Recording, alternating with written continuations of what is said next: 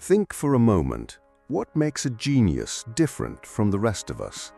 Is it a higher IQ, sharper memory, or rare talent? Or is it something stranger, an unusual way of seeing the world that others can't even imagine? Why is it that the people we call geniuses often feel out of step with society?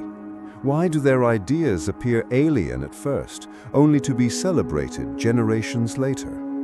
And why, beneath their brilliance, do so many of them live lives marked by struggle, solitude, and misunderstanding? Could it be that genius is less a blessing than a burden? That the psychology of a genius, far from glamorous, is a lonely path most would never wish to walk? Today we'll explore Arthur Schopenhauer's piercing insight into the nature of genius, not as raw intelligence, but as a different kind of perception, a way of seeing that brings illumination, but also pain.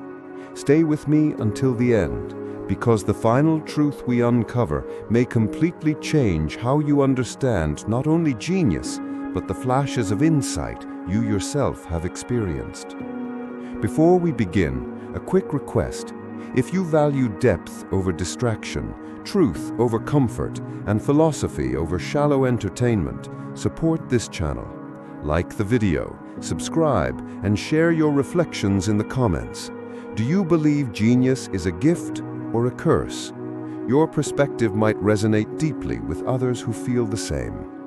Now, let's dive into Schopenhauer's first hard truth about the psychology of genius. Schopenhauer argued that genius is not about cleverness, nor about achievements the world can measure. Instead, it is the rare ability to see reality in a state of pure perception, free from desire, ambition, or self-interest. Most people look at the world and immediately ask, "What can I do with this?" or "How can this benefit me?" The genius, by contrast, sees without that filter. They gaze not at usefulness, but at truth. Schopenhauer put it simply, talent hits a target no one else can hit. Genius hits a target no one else can see. This is the foundation of their psychology. Where others see surfaces, they glimpse hidden patterns. Where others are satisfied with appearances, they sense underlying reality. But such vision comes at a cost. Intelligence helps us solve problems. Talent refines skills to a rare level.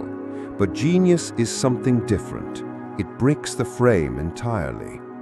An intelligent mathematician can solve complex equations. A talented musician can master any instrument. But the genius asks a question no one thought to ask, or creates a sound the world has never heard. And here's the paradox.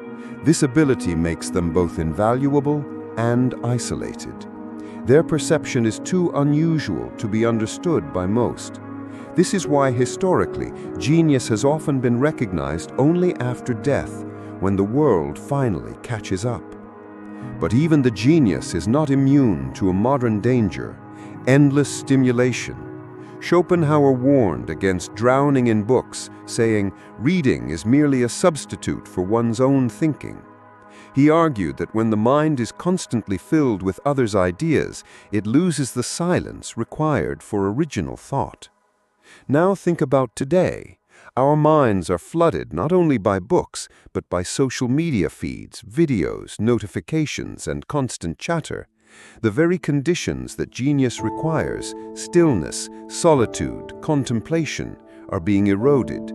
This explains why so many intelligent people today feel restless and fragmented.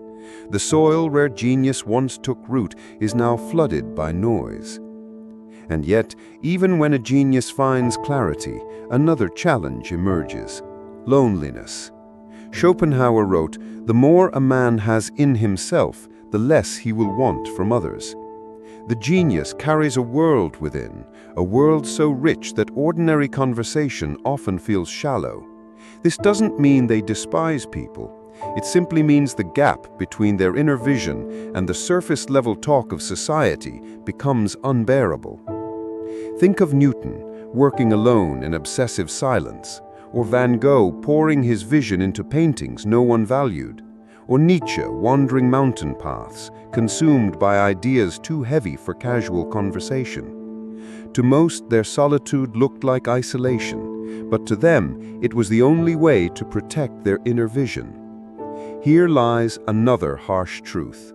Genius does not only see beauty, it sees reality. And reality, as Schopenhauer never tired of reminding us, is full of suffering, absurdity, and contradiction. The shallow mind, he said, accepts life as simple and obvious, but the deeper one goes, the more painful the truth becomes. This is why so many geniuses wrestle with despair. To see clearly is not always to feel joy. Often, it means carrying the unbearable weight of truths others can afford to ignore. But Schopenhauer insisted that genius is not just perception, it's also responsibility. To use one's gift for vanity, power, or self-glorification corrupts it. True genius must be paired with humility. The insights they see are not personal trophies, but glimpses of universal truth. Their task is not to dominate, but to illuminate. Without humility, genius curdles into arrogance. Without compassion, it collapses into cruelty. This is why Schopenhauer, despite his pessimism, grounded morality in compassion, the recognition of shared suffering. For the genius, seeing reality clearly must go hand in hand with caring for those who cannot. Schopenhauer himself lived much of his life in solitude, reading, walking, and reflecting. For him, genius was not superiority over others, but a form of awakening. Once you see through the illusions of society, the vanity, the competition, the endless noise, you can't unsee it. You crave silence, depth, and truth, not because you hate humanity, but because you've glimpsed something beyond it. This is why geniuses often seem detached.